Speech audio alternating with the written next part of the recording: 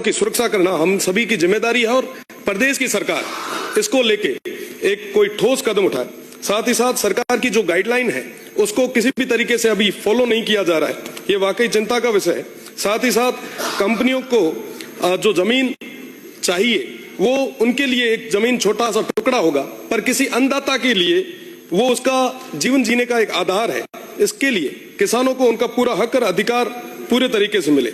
हमारे उस क्षेत्र में किसानों के पास भूमि बहुत कम है और कई सारे किसान ऐसे हैं जिनके पास 5 से 7 बीघा जमीन ही है। एक पोल की वजह से वो पूरी जमीन कहीं ना कहीं कवर हो जाती है, जिसके कारण वो खेती करने में भी असमर्थ है। हमारा निवेदन ये है कि आप लाइनें निकालें, पर कम से कम उस किसान को पूरे तरीके से मुआवजा दें। वर्तमान में जो सहमत नहीं होता मुआवजे से, उसमें पुलिस और प्रशासन द्वारा एक दबाव बनाया जा रहा है, धमकाने की आए दिन ऐसी घटनाएं सामने आती है। एक अन्नदाता को इस तरीके से परेशान करना ये ठीक नहीं है। मेरा निवेदन है जो हमारे अन्नदाता है वो बार बार कहीं ना कहीं दर दर की ठोकरें ना खाए, इसके लिए हमें मजबूती से उनकी बात को आगे तक रखना चाहिए। साथ ही साथ मेरा निवेदन रहेगा कि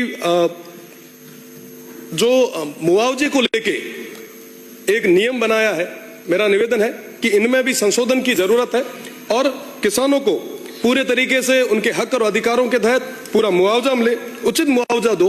और आप लाइनें निकालो, हम लाइनों के विरोध में नहीं है, हम किसी भी तरीके से विकास के विरोध में नहीं है, पर विकास के नाम पर किसान के साथ में इस तरीके से अनैतिक जो घटनाएं घटित हो रही है ये चिंता का विषय है। और ये सिर्फ बाड़मेर का नहीं बल्कि पूरे पश्चिमी राजस्थान का है।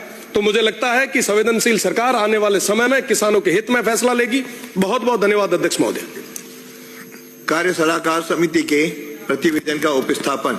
अध्यक्ष महोदय, मैं कार्य सलाहकार समिति के 8वें प्रतिवेदन का उपस्थापन करता हूं। अध्यक्ष महोदय, कार्य सलाहकार समिति की बैठक दिनांक 31 जनवरी 2025 को मध्याह्न पश्चात 2:30 बजे माननीय अध्यक्ष महोदय के वैश्व में हुई।